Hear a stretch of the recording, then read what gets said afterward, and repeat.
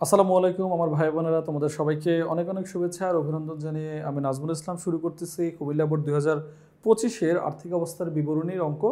এবং এটা হচ্ছে বোর্ড, এটা সলিউশন করাবো এবং এটা আমরা করতেছি হচ্ছে আমাদের ইজি অ্যাকাউন্টিং বই থেকে। কারণ হচ্ছে আমরা চাই তোমাদের বেস্ট প্রিপারেশন যেন সবসময় হয়, তোমাদের যেন বেটার একটা সলিউশন তোমরা পাও এবং সবচেয়ে এগিয়ে থাকো। সো এরই ধারাবাহিকতায় তোমাদের এই কষ্টের বা তোমাদের এই পরিশ্রমের সঙ্গী হিসেবে আমি তোমাদের জাস্ট একটু সাপোর্ট দিয়ে যাচ্ছি। আমি বিশ্বাস করি তোমরা এটাকে পছন্দ করতেছো। সো চলো আমরা হচ্ছে সলিউশন করতেছি আর্থিক অবস্থার বিবরণী কুমিল্লা বোর্ড 2025। ঠিক আছে, সো এটা হচ্ছে কুমিল্লা বোর্ড 2025, এটা হচ্ছে রুদ্রিক লিমিটেডের রেয়ামিল 31শে ডিসেম্বর 2023 সালের। এবং এটা হচ্ছে একটা পরিপূর্ণ রেয়ামিল। এটা কি লক্ষ্মী ভাই? এটা হচ্ছে একটা পরিপূর্ণ রেয়ামিল, শুদ্ধ রেয়ামিল, যেখানে আমাদের 5 ধরনের হিসাব দেয়া আছে। যেখানে আমাদের 5 ধরনের হিসাব দেয়া আছে। কি কি হিসাব দেয়া আছে? এখানে দেয়া আছে আয় ব্যয়, এখানে দেয়া আছে আমার সম্পদ দায়, এখানে দেয়া আছে আমার মালিকানা সত্ত্ব। এই 3 ধরনের হচ্ছে 4 ধরনের 5 ধরনের টোটাল হিসাব আমাদের দেয়া আছে। সো এখান থেকে আমরা বেছে বেছে নিয়ে আমরা যে 3টা জিনিস করি, কি কি করি? বিশদ আয় বিবরণী, দেন হচ্ছে আমরা করি হচ্ছে আর্থিক অবস্থার বিবরণী সবার শেষে, দেন মালিকানা সত্ত্ব। এই যে 3টা যে করি সেটা আমরা এখান থেকে করব। এবং এটা আমরা ভালো করে কিন্তু জানি যে এই আর্থিক অবস্থার বিবরণী প্রত্যেকটা পার্ট আরেকটা পার্টের সাথে জড়িত, প্রত্যেকটা পার্ট আরেকটা পার্টের সাথে জড়িত। সো এখানে কোনো রকমের ভুল করা যাবে না, প্রত্যেকটা পার্ট আরেকটা পার্টের সাথে জড়িত। যেমন হচ্ছে আমাদের বিশদ আয় যদি প্রপার ওয়েতে না মিলে আমাদের মালিকানা সত্ত্ব হবে না, কারণ বিশদ আয় থেকে আমরা নিট মুনাফা পাই। এই নিট মুনাফা বা নিট ক্ষতি আমরা হচ্ছে কোথায় বসাই লক্ষ্মী ভাই? আমরা মালিকানা সত্ত্বে বসাই। সো মালিকানা সত্ত্বে যে আমরা নিট ব্যালেন্সটা পাই সেটা আমরা আর্থিক অবস্থার বিবরণীতে বসাই, এটা তোমরা ভালো করে জানো। সো এগুলোতে কোনো যেন আমার ভুল না হয়। সো আমরা হচ্ছে প্রথম যে কাজটা করবো লক্ষ্মী ভাই তোমাদের জন্য, সেটা হচ্ছে এখানে কোনটা কি সেটা একটু আমি বুঝাবো। কোনটা কি সেটা হচ্ছে আমি তোমাদের একটু বুঝাবো। প্রথম হচ্ছে আমাদের দেখো, প্রথম হচ্ছে আমাদের মূলধন। মূলধন হচ্ছে মালিকানা সত্ত্বে যায়, মূলধন মালিকানা সত্ত্বে যায়। দেনাদার চলতি সম্পদ, পাওনাদার চলতি দায়। স্থায়ী সম্পদ এখানে আলাদা করে লেখা আছে, স্থায়ী সম্পদে যাবে। 10% ঋণ হচ্ছে আমার একটা দীর্ঘমেয়াদী ঋণ বা দীর্ঘমেয়াদী দায়। তারপর হচ্ছে অনাদায়ী পাওনা সঞ্চিতি, এটা হচ্ছে আমার একটা আয়, এটা হচ্ছে পুরাতন সঞ্চিতি। ক্রয় হচ্ছে আমার একটা প্রত্যক্ষ ব্যয়, বিক্রয় হচ্ছে প্রত্যক্ষ আয়। ক্রয় থেকে ক্রয় ফেরত বাদ যাবে, বিক্রয় থেকে বিক্রয় ফেরত বাদ যাবে। বেতন হচ্ছে আমার একটা পরিচালন ব্যয়। বহিঃপরিবহন মানে হচ্ছে আমার বিক্রয় পরিবহন, এটা হচ্ছে আমার একটা পরিচালন ব্যয় বা পরোক্ষ ব্যয়, এটাকে আমরা বলি। আন্তঃপরিবহন মানে ক্রয় পরিবহন, এটা প্রত্যক্ষ ব্যয়, এটা বিক্রিত পণ্যের ব্যয়ে যায়। বহিঃপরিবহন পরিচালন ব্যয়ে যায়। বিজ্ঞাপন আমার একটা পরিচালন ব্যয়, পরিচালন ব্যয়ে যায়। প্রারম্ভিক মজুত পণ্য বিক্রিত পণ্যের ব্যয়ে যায়। ব্যাংক জমা আমার একটা চলতি সম্পদ। এই হচ্ছে আমার রেয়ামিলের মধ্যে দেওয়া আছে। আর এখানে আমার এই যে দেখো সমন্বয় যেগুলো দেওয়া আছে, প্রত্যেকটা সমন্বয়ে 2বার করে মিনিমাম কাজ হয়, এটা তোমরা ভালো করে জানো। সো এখানে প্রথম সমন্বয় যেটা দেওয়া আছে সেটা হচ্ছে আমার সমাপনী মজুত পণ্য। সমাপনী মজুত পণ্য একবার বিক্রিত পণ্যের ব্যয় থেকে বাদ হবে। সমাপনী মজুত পণ্য একবার বিক্রিত পণ্যের ব্যয় থেকে বাদ হবে। আরেকবার হচ্ছে এটা চলতি সম্পদে যাবে। স্থায়ী সম্পত্তির অবচয় একবার স্থায়ী সম্পত্তি থেকে বাদ হবে। আরেকবার কি হবে লক্ষ্মী ভাই? স্থায়ী সম্পত্তি আরেকবার অবচয়টা হচ্ছে পরিচালন ব্যয় গিয়ে বসবে। ঋণের উপরে সুদ, দেখো এখানে 10% সুন্দর করে বলে দিছে, এটা মানেই একটা সমন্বয় যে ঋণের উপরে 10% সুদ ধরতে হবে এবং সেটা 1 বছরে ধরতে হবে।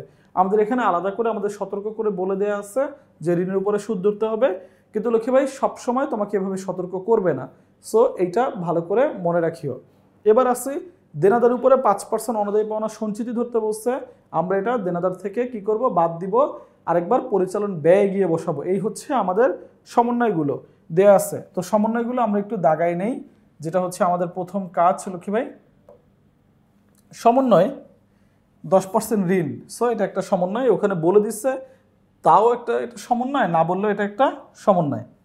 সমাপনী মজুত পণ্য দাগানো লাগে না। স্থায়ী সম্পত্তির অবচয়, স্থায়ী সম্পত্তির সাথে দাগ দিলাম। দেনাদের উপরে 5% অনাদায়ী পাওনা ধরতে হবে। সো এই অনাদায়ী পাওনার সাথে দাগ দিলাম। আর আমরা কোথায় দাগ দিব লক্ষ্মী ভাই? দেনাদারের সাথে। আমরা প্রত্যেকটা সমন্বয়ে দাগ দিয়ে ফেললাম। এবার আমরা কোশ্চেন পড়ব, দেখি কোশ্চেনে কি বলছে। কোশ্চেনে বলছে বিক্রিত পণ্যের ব্যয় বের করতে ক নম্বরে। খ নম্বরে বলছে হচ্ছে মোট মুনাফা এত টাকা ধরে নিট মুনাফা তৈরি করতে। আর এরপরে আমাদের বলছে হচ্ছে রুদ্রিকের আর্থিক অবস্থার বিবরণী প্রস্তুত করতে বলছে। সো আমাদের এখানে আর্থিক অবস্থার বিবরণী প্রস্তুত করতে বলছে, কিন্তু মালিকানা সত্ত্বের লাস্ট ব্যালেন্সটা আমাদের দিয়ে দেয় না। সো আমাদের মালিকানা সত্ত্বটাও বের করে নিতে হবে, আমাদের আর্থিক অবস্থার বিবরণীর মধ্যেই মালিকানা সত্ত্বটা বের করে নিতে হবে। সো চলো আমরা একদম শুরু থেকে শুরু করি। আমি যেমন তোমাদের কি করি, প্রত্যেকটা অঙ্ক তোমরা এটা ভালো করে আমার সলিউশনগুলো দেখতেছো, আমি একসাথে করি লক্ষ্মী ভাই। আমি বারবার করে একই ছক ঘাটবো না, বারবার করে আমি সমন্বয় খুঁজবো না, আমি একসাথে আমার যেগুলো যেগুলো আসবে বসাই ফেলবো, যেগুলো যেগুলো আসবে না বসাবো না। শেষ, প্রথম কাজ হচ্ছে আমার এটা। সো আগে আমরা চলো আমাদের প্রত্যেকটা এন্ট্রি কোথায় কি যাবে ছকে সেটা আমরা বসায় ফেলি। সো তোমাদের জন্য অবশ্যই আমি ছক রেডি করে রাখছি ভাই, কারণ আমি চাই আমার হাতে কলমে প্রত্যেকটা জিনিস এখানে করাই দিতে, ঠিক আছে। সো প্রথম এটা হচ্ছে আমাদের বিক্রিত পণ্যের ব্যয়, আমরা লিখে ফেললাম। আমি যেভাবে লিখতেছি আমি আবারও বলতেছি, পরীক্ষার হলে তোমরা এভাবে লিখবা না, পরীক্ষার হলে তোমরা একদম সুন্দর পরিপূর্ণ করে লিখবা। যেহেতু আমার বোর্ডে জায়গা কম, সো আমাকে এই সংক্ষিপ্তভাবে লিখতে হচ্ছে তোমাদের বোঝানোর জন্য। বাট তোমাদের হাতে আনলিমিটেড জায়গা আছে, তোমরা তোমাদের জায়গা তোমাদের মতো করে ইউজ করবে, ঠিক আছে। দেন হচ্ছে এখানে আমরা কি করব, এখানে আমরা বের করব হচ্ছে বিশদ আয় বিবরণী। বিশদ আয় বিবরণী এটা হচ্ছে আংশিক, এটা হচ্ছে আংশিক। শেষ, বিশদ আয় বিবরণী আমরা আংশিক বের করব, ডান। এরপর আমরা কি করব লক্ষ্মী ভাই, আর্থিক অবস্থার বিবরণী করব। কি করব, আর্থিক অবস্থার বিবরণী। এখন এইটার তো আর্থিক অবস্থার বিবরণীটা তো তোমরা বড় হয় জানো। সো আমি এখানে দুইটা ছক করব জাস্ট তোমাদের বোঝানোর জন্য। এটা হচ্ছে একটা চলতি সম্পদ গেল, দেন এখানে হচ্ছে একটা দিলাম স্থায়ী সম্পদ, এটা আমাদের বোঝার জন্য। এরপর আরেকটা ছক নিলাম, এখানে দিলাম চলতি দায়, দেন দিলাম স্থায়ী দায়, দেন দিলাম মালিকানা সত্ত্ব। মালিকানা সত্ত্ব, মালিকানা সত্ত্ব, আবার সুন্দর করে একটু লিখি লক্ষ্মী ভাই, মালিকানা সত্ত্ব, ডান। সো আমরা সবগুলা পারফেক্টলি লিখে ফেললাম। এবার আমরা লক্ষ্মী ভাই হাতে কলমে অঙ্ক শুরু করব। কোনো রকমের আর কোনো বাড়তি কাজে আমরা যাব না, আমরা এবার অঙ্ক শুরু করব, ঠিক আছে লক্ষ্মী ভাই। সো চলো আমরা অঙ্ক শুরু করি। প্রথম এন্ট্রি মূলধন, মালিকানা সত্ত্ব করতে বলছে, মালিকানা সত্ত্ব করতে বলে নাই, তারপরও মালিকানা সত্ত্ব করতে হবে লক্ষ্মী ভাই। মালিকানা সত্ত্ব করতে বলে নাই, বাট আমার আর্থিক অবস্থার বিবরণী মিলতে হলে অবশ্যই মালিকানা সত্ত্ব করতে হবে। সো আমি এখানে লিখে ফেললাম মূলধন কত, মূলধন কত দেওয়া আছে, মূলধন দেওয়া আছে হচ্ছে 3 লাখ। সো আমরা মূলধন বসাই ফেললাম কত, 3 লাখ। এখানে বসাবো না, এটা আমরা একদম শেষ কলমেই বসাই দিই, ফাও ঝামেলা। আচ্ছা না, এখানে বসাবো, কারণ হচ্ছে আমাদের এখানে কিছু বিষয় যোগ বিয়োগ আসতে পারে, ডান। 3 লাখ টাকা। সো আরেকটা শূন্য দিয়ে আমরা মূলধনটা বসাই ফেললাম, ডান। এরপর আমাদের এখানে কি বলছে লক্ষ্মী ভাই, এরপরে বলছে দেনাদার এবং পাওনাদার। সো দেনাদার পাওনাদার আমাকে অবশ্যই বসাইতে হবে, দেনাদার পাওনাদার অবশ্যই বসাইতে হবে। তাহলে দেনাদার হচ্ছে আমার চলতি সম্পদ, দেনাদার চলতি সম্পদ, দেনাদারের সাথে কাজ আছে আমার। পাওনাদার হচ্ছে আমার চলতি দায়। সো এখানে লিখলাম পাওনাদার। সো আমার কোনটা কত টাকা, দেনাদার 75,000, পাওনাদার 35,000। সো পাওনাদারে আমার কোনো কাজ নাই, পাওনাদার আমরা 35,000 টাকা বসাই ফেললাম। দেনাদারে আমার কাজ আছে লক্ষ্মী ভাই, দেনাদারে আমার কাজ আছে। সো দেনাদারে আমি হচ্ছে আমার 70,000 টাকা, দেনাদার হচ্ছে আমার 75,000 টাকা, আমি ফার্স্ট কলমে লিখে ফেললাম 75,000, এই একটা দাগ দিয়ে রাখলাম দেনাদারের সাথে আমার কাজ আছে বলে। দেন আমরা এরপরে কি আছে, স্থায়ী সম্পদ। সো স্থায়ী সম্পদ আমার স্থায়ী সম্পদে যাবে। স্থায়ী সম্পদ আমার কই যাবে? স্থায়ী সম্পদে যাবে। কত আসছে? 6 লাখ। সো স্থায়ী সম্পদ আমার স্থায়ী সম্পদে যাবে। স্থায়ী সম্পদ কত আছে? 6 লাখ। আমি এখানে আবার হেডলাইন দিলাম, স্থায়ী সম্পদ কত? 6 লাখ টাকা। স্থায়ী সম্পদ হচ্ছে আমার 6 লাখ টাকা। আমি এখানে লিখে ফেললাম। লক্ষ্মী ভাই ডান। ওকে, স্থায়ী সম্পদ আমরা লিখে ফেললাম। এরপরে কি আছে? এরপরে আছে 10% ঋণ। 10% ঋণ হচ্ছে স্থায়ী দায়। 10% ঋণ হচ্ছে আমার জন্য স্থায়ী দায়। সো আমার এখানে স্থায়ী দায় আছে। আমরা এখানে লিখলাম 10% ঋণ। এইটা একটা, এই পার্সেন্টেজ বলা মানেই একটা সমন্বয়। এই পার্সেন্টেজ বলা মানেই একটা সমন্বয় যে আমার এখানে এইটা লিখতে হবে। এইটা হচ্ছে 2 লাখ টাকা বলা আছে। আমার এখানে এই ঋণের উপরে সুদ ধরতে হবে। এইটা বারবার করে মনে রাখবা। এটা হচ্ছে 2 লাখ। ঋণের সুদ ঋণের সাথে যোগ বিয়োগ হয় না, এটা চলতি দায়ে যায়। এর জন্য আমরা এটা সেকেন্ড কলমে লিখে এসেছি, যেহেতু এখানে আমার যোগ বিয়োগের কোনো কাজ নাই। ডান লক্ষ্মী ভাই। এরপর হচ্ছে অনাদায়ী পাওনা সঞ্চিতি। এটা যাবে হচ্ছে আমার কোথায় যাবে? পরিচালন ব্যয়। এটা যাবে কই? পরিচালন ব্যয়। সো এটা হচ্ছে আমার বিষয়দায় বিবরণী আংশিক। সো এখানে আমার মোট মুনাফা তো দেয়া থাকবেই। সো মোট মুনাফা আমি লিখে ফেললাম। ডান। দেন হচ্ছে লিখলাম বাদ পরিচালন ব্যয়। সো এই পরিচালন ব্যয় যখন আমার পুরাতন সঞ্চিতি আছে, উপরে একটা এন্ট্রি লেখার দাগ দিয়ে তারপর আমি লিখলাম পুরাতন সঞ্চিতি, কুঋণ সঞ্চিতি। তোমরা কিন্তু সুন্দর করে লিখবা লক্ষ্মী ভাই। আমি আমার মতো করে তাড়াতাড়ি করার জন্য, তোমাদের বোঝানোর জন্য একটু ইয়ে করে লিখে ফেললাম। সো এটা আছে হচ্ছে 2000। এটা আছে হচ্ছে 2000। সো আমরা এটা 2000 টাকা ফার্স্ট কলামে লিখে ফেললাম। 2000।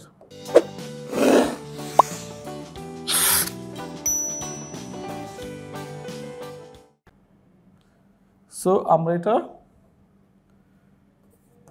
2000 টাকা লিখে ফেললাম। এরপরে আমাদের এখানে কি আছে লক্ষ্মী ভাই? এরপরে আমাদের এখানে দেখো বিক্রিত পণ্যের ব্যয় বের করতে বলছে, এবং এই বিক্রিত পণ্যের ব্যয় আমার ক্রয় আছে। সো ক্রয় আছে কত? ক্রয় আছে, ক্রয়, আচ্ছা তাহলে আমরা একটু প্রারম্ভিক মজুদের জন্য এখানে আগে জায়গা রেখে দিই। সো আমরা এবার লিখতেছি ক্রয়। ক্রয় ফার্স্ট কলামে লিখবো। কত আছে? 1,50,000 টাকা। ক্রয় লেখা শেষ। বিক্রয় কি আসবে? বিক্রয় আসবে না। বিক্রয় আসবে না, কারণ বিক্রয়ের আমার সাথে কোনো কাজ নাই। কারণ বিক্রয়ের আমার সাথে কোনো কাজ নাই। সো বিক্রয়টা আমরা ক্রস চিহ্ন দিয়ে রাখলাম। ফেরত, বিক্রয় ফেরত আসবে? বিক্রয় ফেরতের কোনো কাজ নাই। ক্রয় ফেরত আসবে। ক্রয় ডেবিট, ক্রয় ফেরত ক্রেডিট। ক্রয় ডেবিট, ক্রয় ফেরত ক্রেডিট, এটা মাথায় রাখবা। সো আমার এখানে ক্রয় ফেরত কত আছে লক্ষ্মী ভাই? 4000 টাকা। সো আমরা এখান থেকে বাদ দিব, ক্রয় থেকে বাদ ফেরত কত? 4000 ব্র্যাকেট দিলাম। এখানে আমরা 1,50,000 টাকা লিখে দিয়েছিলাম। ডান। ক্রয় ফেরত লিখলাম। এরপরে কি আছে লক্ষ্মী ভাই? এরপর আছে বেতন। বেতন যাবে পরিচালন ব্যয়, বহি পরিবহনও যাবে পরিচালন ব্যয়। বেতন যাবে পরিচালন ব্যয়, বহি পরিবহনও যাবে পরিচালন ব্যয়। সো একটা আছে 35,000, একটা আছে 2000। সো আমরা এবার যাব হচ্ছে আমরা যে নিট মুনাফা যেটা করতেছিলাম ওখানে। সো এখানে আমরা বেতন লিখলাম। বেতনের সাথে কোনো কাজ নাই। বেতন হচ্ছে আমার 35,000, বহি পরিবহন হচ্ছে 2000। আমরা লিখে ফেললাম এখানে। একটু তাড়াতাড়ি করতেছি, তোমরা যেন এটা ভালো করে দেখতে পারো। বহি পরিবহন, ঠিক আছে? ডান।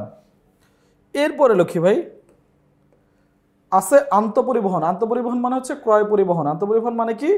ক্রয় পরিবহন। আন্তঃপরিবহন মানে কি? ক্রয় পরিবহন। তাহলে এটা আছে কত? এইটা আছে হচ্ছে তোমার 3000 টাকা। সো আমরা এখানে লিখলাম আন্তঃপরিবহন কত টাকা? আন্তঃপরিবহন হচ্ছে 3000 টাকা। আন্তঃপরিবহন 3000 টাকা, ডান। এরপরে আমরা বিজ্ঞাপন খরচ 5000 টাকা লিখব। বিজ্ঞাপন খরচ কই যাবে? পরিচালন ব্যয়ে। বিজ্ঞাপন খরচ কই যাবে লক্ষ্মী ভাই? পরিচালন ব্যয়ে। সো এই যে পরিচালন ব্যয় আছে এখানে আমরা লিখব বিজ্ঞাপন খরচ কত আছে? 5000 টাকা। আমরা টাকাটা তাও একটু মিলাই নেই, চলো। বিজ্ঞাপন খরচ আছে 5000 টাকা, হ্যাঁ ঠিক আছে। প্রারম্ভিক মজুত পণ্য আছে 15000 টাকা। প্রারম্ভিক মজুত পণ্য কই যাবে? প্রারম্ভিক মজুত পণ্য অবশ্যই বিক্রিত পণ্যের ব্যয়ে শুরুতে যাবে, এটা আমরা জানি। প্রারম্ভিক মজুত কত টাকা আছে লক্ষ্মী ভাই? 15000 টাকা আছে। সো আমরা এটা বসাই ফেললাম। দেন আছে আমাদের ব্যাংক জমা। দেন আমাদের কি আছে? দেন আছে আমাদের ব্যাংক জমা। ব্যাংক জমা কত আছে? 11000 টাকা আছে। সো এই যে ব্যাংক জমাটা যাবে হচ্ছে আমার চলতি সম্পদের জায়গায়। সো আমরা এখানে লিখলাম ব্যাংক জমা কত টাকা? 11000। শেষ, সব বসানো শেষ, সব এন্ট্রি বসানো শেষ। এখন আমার প্রথম কাজ হচ্ছে সমন্বয় করা। কোন সমন্বয় করা? আগে ভিতরে যেভাবে পার্সেন্টেজ দিয়ে যদি বিনিয়োগ থাকে আর পার্সেন্টেজ দিয়ে যদি ঋণ থাকে সেটাই আমার একটা সমন্বয়। এবার এখানে নিচে বলে দেখ আর না দেখ তাতে আমার কিছু আসে যায় না। এখানে দেয়া আছে, দ্যাটস ওয়াই আমার জন্য ভালো। না দেয়া থাকলে এটা অবশ্যই আমার অটোমেটিক একটা সমন্বয়। কোনো তারিখ দেয়া নাই, সো তারিখের কোনো বালাই নাই। আছে হচ্ছে 2 লাখ টাকা ইন্টু কত? 2 লাখ টাকা কত? 10%। 2 লাখ টাকা হচ্ছে 10%, কত টাকা হবে? 20,000। এই 20,000, 2 লাখ টাকার 10% কত? 20,000। এইটা হচ্ছে আমার সুদ। এটা একবার হচ্ছে আমার লক্ষ্মী ভাই অন্যান্য ব্যয়ে, দেখো অন্যান্য ব্যয়ে, আরেকবার যাবে হচ্ছে চলতি দায়ে। একবার হচ্ছে অন্যান্য ব্যয়ে, আরেকবার যাবে চলতি দায়ে। একবার হচ্ছে অন্যান্য ব্যয়ে, আরেকবার কই যাবে? চলতি দায়ে। সো চলো আমরা বসাই আসি। সো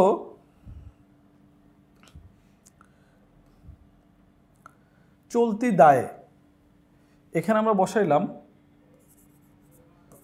ঋণের বকেয়া সুদ 20,000। ঋণের বকেয়া সুদ 20,000, ডান।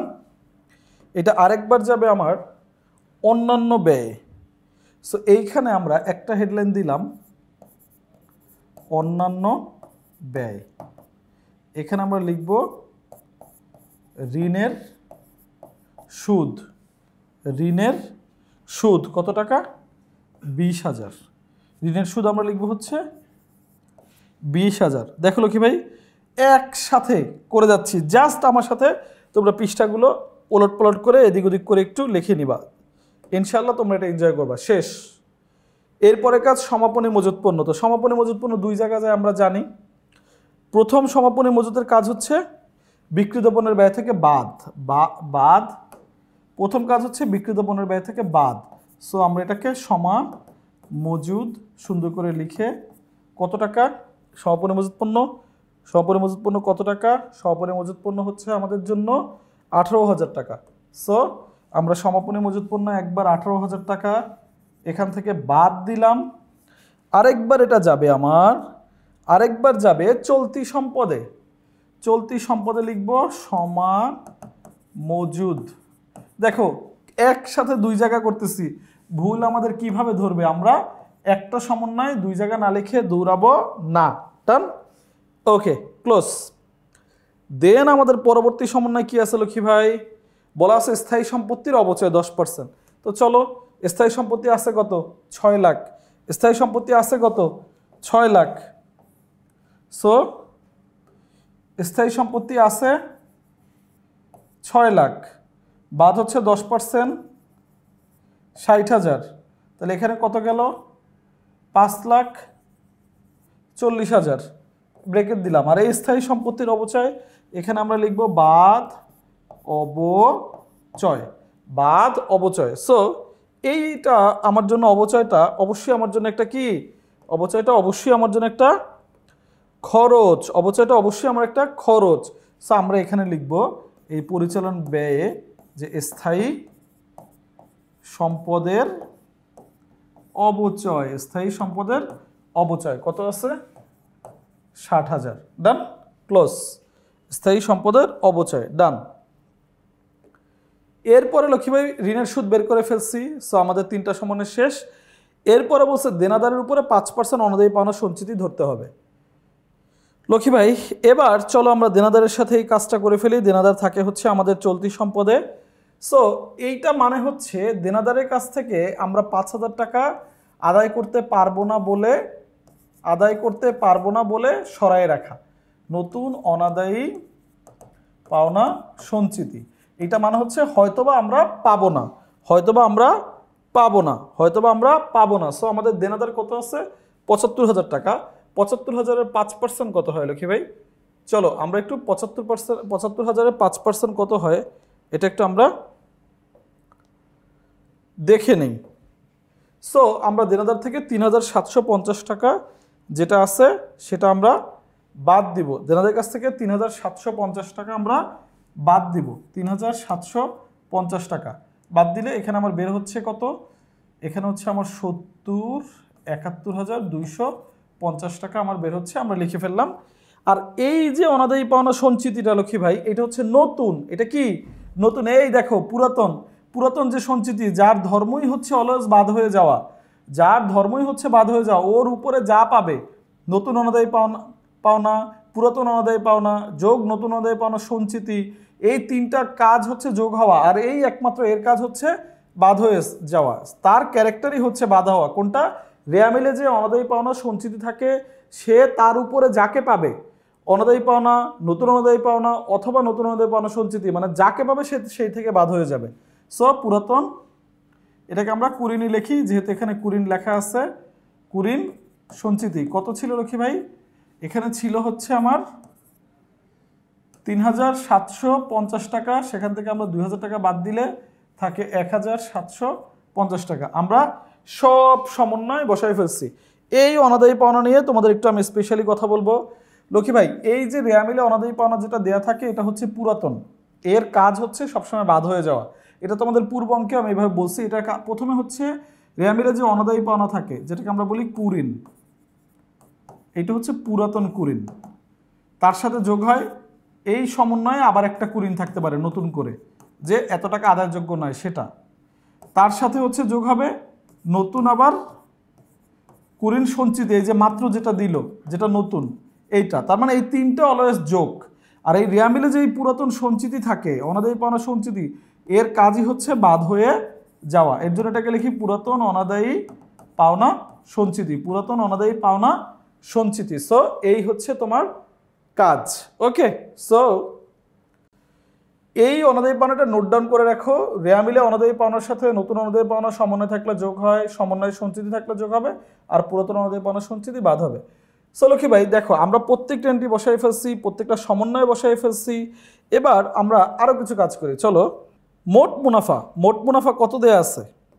মোট মুনাফা দেয়া আছে 2,09,000। সো আমরা মোট মুনাফা 2,09,000 এখানে লিখে ফেললাম। 2,09,000। ডান। মালিকানা সত্ত্ব আমাদের বের করতে বলছে, মালিকানা সত্ত্ব বের করতে বলে নাই, কিন্তু মালিকানা সত্ত্ব আমাদের ইনডিরেক্টলি অবশ্যই বের করতে হবে। কারণ যখন আমরা হচ্ছে কি করতে যাব, এ সমান সমান এল প্লাস ই অর্থাৎ আর্থিক অবস্থার বিবরণী করব, তো আমার ই তো লাগবে। ই আমাকে বের করতে বলে না, বাট আমার বের করে নেওয়া লাগবে। এখন আমরা যোগ বিয়োগে যাব লক্ষ্মী ভাই। কই যাব? যোগ বিয়োগে যাব। সো যোগ বিয়োগটা আমি তোমাদের অবশ্যই এই পিডিএফ এবং নোট দেখে করাবো। পিডিএফ দেখে করালে সুবিধা হচ্ছে তোমরা পারফেক্ট একটা ক্যালকুলেশন পাবা, কারণ আমাদের সব বসানো শেষ। প্রথমে আমরা বিক্রিত পণ্যের ব্যয় দেখো, প্রারম্ভিক মজুত পণ্য আমরা বসাইছি। দেন আমরা ক্রয় 1,50,000 থেকে 4,000 টাকা বাদ দিয়ে 1,46,000 টাকা বসাইছি। তার সাথে আমাদের ক্রয় পরিবহন যেটা 3,000 টাকা প্রত্যক্ষ খরচগুলো এনে বসাইছি। এইটাকে বলে নিট ক্রয়। এই যে 1,46,000 টাকা, এটাকে বলে নিট ক্রয়। সো আমরা কাজ করছি। দেন আমরা এই সবগুলা যোগ করে লক্ষ্মী ভাই, এই সবগুলা যোগ করে আমরা যেটা পাইছি, এই 3টা মানে এই যে ক্রয়, নিট ক্রয় এবং প্রারম্ভিক মজুত পণ্য এবং প্রত্যক্ষ খরচ, নিট ক্রয়, প্রারম্ভিক মজুত পণ্য এবং প্রত্যক্ষ খরচ, এই 3টা যোগ করে আমরা যে এই 1,64,000 টাকা পাইছি, এইটাকে বলে বিক্রয় যোগ্য পণ্য। বিক্রয়যোগ্য পণ্য বলতে হচ্ছে বিক্রয় করার জন্য আমার হাতে কতটুকু টাকা রেডি আছে। বিক্রয়যোগ্য পণ্য বলতে বোঝায় বিক্রয় করার জন্য আমার হাতে কতটুকু টাকা রেডি আছে। সো এই যে 1,64,000 টাকা আছে, 1,64,000 টাকা আছে, আমরা এটা লিখছি, এটা হচ্ছে বিক্রয়যোগ্য পণ্য। আর এখান থেকে আমরা বিক্রয় করতে পারি নাই কত, বিক্রয় করতে পারি নাই 18,000 টাকা, যেটাকে আমরা বলি সমাপনী মজুত পণ্য, যেটাকে আমরা কি বলি সমাপনী মজুত পণ্য। সো এই বিক্রয়যোগ্য পণ্য থেকে সমাপনী মজুত পণ্য বাদ দেওয়ার পরে আমরা পাইছি বিক্রিত পণ্যের ব্যয়, মানে আমি যে পণ্যটা বিক্রয় করছি, কত বিক্রয় করছি, এখানে আমরা হচ্ছে 3,60,000 টাকা যেটা বিক্রয় করছি সেটার দাম আমার কাছে ছিল 1,46,000 টাকা। বিক্রয় মানে বিক্রয় করে কত পাইছি, বিক্রয়যোগ্য পণ্য বলতে বোঝায় কতটুকু পণ্য আমার রেডিমেড ছিল বিক্রয় করার জন্য, আর বিক্রিত পণ্যের ব্যয় বোঝায় ওইখান থেকে আমরা কতটুকু বিক্রি করছি। সিম্পল, শেষ এটা। এবার আমরা লিখি ভাই পরবর্তী খ নম্বরে যাব। খ নম্বরে কি বলছে, নিট মুনাফা। সো খ নম্বরে দেখো একটা মুনাফা, মোট মুনাফা আমাদের দেয়া আছে, একটা মোট মুনাফা আমাদের দেয়া আছে কত, 2,09,000। দেন আমরা এখানে পরিচালন ব্যয়গুলো বসাইছি, সবগুলো পরিচালন ব্যয় যোগ করে আমার মোট পরিচালন ব্যয় হয়েছে 1,03,750, 1,03,750। সো 2,09,000 থেকে আমার এই পরিচালন ব্যয়গুলো বাদ দেওয়ার পরে আমার 1,05,250 টাকা যেটা রয়েছে এটাকে বলে পরিচালন মুনাফা। এটাকে কি বলে লক্ষ্মী ভাই, পরিচালন মুনাফা। এটাকে কি বলে, পরিচালন মুনাফা। মোট মুনাফা থেকে পরিচালন মুনাফা বাদ দিলে, মানে পরিচালন ব্যয় বাদ দিলে যেটা বের হয় সেটাকে বলে পরিচালন মুনাফা। এটা ক্ষতিও হতে পারে। দেন আমাদের অন্যান্য ব্যয়, ঋণের যে ব্যয় ছিল 20,000 টাকা সেটা বাদ দিছি, তাহলে আমাদের এখানে বের হয়ে গেছে হচ্ছে 85,250 টাকা হচ্ছে আমার নিট মুনাফা। কারণ কি আমার লাভের অংশ বড়। আর যদি এখানে অন্যান্য কোনো আয় থাকতো সেটা আমরা যোগ করে দিতাম, যদি এখানে আমাদের অন্যান্য কোনো আয় থাকতো সেটা আমরা যোগ করে দিতাম। ডান, ওকে। সো এটা আমাদের শেষ। এরপরে কাজ আর্থিক অবস্থার বিবরণী। এরপরে কাজ কি লক্ষ্মী ভাই, আর্থিক অবস্থার বিবরণী। সো আর্থিক অবস্থার বিবরণীতে আমরা প্রথমে কি করছি, আর্থিক অবস্থার বিবরণীতে আমরা প্রথমে কি করছি, চলতি সম্পদ যোগ করছি। চলতি সম্পদ যোগ করে হয়েছে কত, 1,02,50 টাকা। স্থায়ী সম্পদ যোগ করছি, হয়েছে কত, 5,40,000। তো চলতি সম্পদ আর স্থায়ী সম্পদ যোগ করে সেটাকে বলে মোট সম্পদ। এই মোট সম্পদ হচ্ছে 6,40,250 টাকা। অনেক সময় শুধু এইটুকু পর্যন্ত আসে, তোমরা কিন্তু ফোকাস রাখিও, খেয়াল রাখিও, এইটুকু পর্যন্ত আসে। সো চলতি সম্পদ এবং স্থায়ী সম্পদ যোগ করে আমরা পাইছি মোট সম্পদ, এটাকে আমরা বলি হচ্ছে এ। দেখো এরপরে আমরা দায়, চলতি দায় এবং স্থায়ী দায়। চলতি দায় পাইছি 55,000, স্থায়ী দায় পাইছি কত লক্ষ্মী ভাই, স্থায়ী দায় পাইছি কত, 2 লাখ। সো এইটা হচ্ছে আমার মোট দায়, যেটাকে আমরা বলি হচ্ছে মোট দায়। 2,55,000 হচ্ছে আমার মোট দায়, 2,55,000 হচ্ছে আমার মোট দায়, 2,55,000 হচ্ছে আমার মোট দায়, তার মানে এল পাইলাম। এরপরে আমরা নিট মুনাফা পাইছি হচ্ছে 85,250 টাকা। সো মালিকানা সত্ত্ব বের করতেছি। দেখো 3 লাখ টাকা আমার মূলধন ছিল, তার সাথে আমরা হচ্ছে 85,250 টাকা নিট মুনাফা যোগ করলাম। আমার মালিকানা সত্ত্ব, নিট মালিকানা সত্ত্ব বা সমাপনী মালিকানা সত্ত্ব হলো 3,85,250 টাকা, 3,85,250। সো এই যে 55,000 প্লাস 2 লাখ আর হচ্ছে 3,85,250, এই যে ওনার সিকিউরিটি আমরা যে ওই বলি, এই দুইটা যোগ করে হয়েছে আমার 6,40,250। তার মানে আমার অ্যাসেট যা হয়েছে আমার দায় ও মালিকানা সত্ত্ব মিলেও তাই হয়েছে। আমি এর জন্য তোমাদের বলি লক্ষ্মী ভাই, এই আর্থিক অবস্থার বিবরণী হচ্ছে এ সমান সমান এল প্লাস ওই প্রমাণ করা, মানে আমার অ্যাসেট যা আছে আমার দায় ও মালিকানা সত্ত্ব মিলেও তাই হবে। সো পরিপূর্ণভাবে এটা মিলে গেল যে আমার সম্পত্তি যা আমার দায় আর মালিকানা সত্ত্ব মিলেও তাই। সো এই ছিল আমাদের অঙ্ক। ইনশাল্লাহ এখানে আমরা প্রত্যেকটা জিনিস একদম পারফেক্টলি সলভ করছি। আমি বিশ্বাস করি তোমরা এটা বুঝতে পারছো। এই অঙ্কটা খুব ভালো ছিল, কারণ এটা দিয়ে আমরা একটু ডিফারেন্ট কিছু পাইছি। আমরা হচ্ছে মালিকানা সত্ত্ব বের করছি, আমরা হচ্ছে নিজেদের প্রয়োজন ছাড়া, বাট এখানে বলে নাই তারপরে করা লাগছে। আমরা হচ্ছে গিয়ে বিক্রিত পণ্যের ব্যয় বের করছি, আমরা কিভাবে ওই নিট মুনাফাটা আবার মালিকানা সত্ত্বে নিয়ে আসে সেটা করছি। সো আমি বিশ্বাস করি তোমরা এটা চয়েস করছো, তোমরা এটা পছন্দ করছো। সো তোমাদের সবার প্রতি সবসময় একটা শুভকামনা থাকে এবং সবসময় একটা সাজেশন থাকে লক্ষ্মী ভাই, যে বারবার করে প্র্যাকটিস করো, প্লিজ নিজেকে ঠকায়ও না। বারবার করে প্র্যাকটিস করো, একটু ধৈর্য ধরে প্র্যাকটিস করো, 40-50 মিনিট দয়া করে নিজেকে একদম ব্লক করে নিয়ে নাও, এভাবে 5-7টা অঙ্ক করো দৈনিক। জাস্ট তুমি যদি 10 ঘন্টা এই অঙ্কগুলো প্র্যাকটিস করো তোমার লাইফে, আমি বিশ্বাস করি এরপর থেকে তুমি আর প্রবলেমে পড়বা না।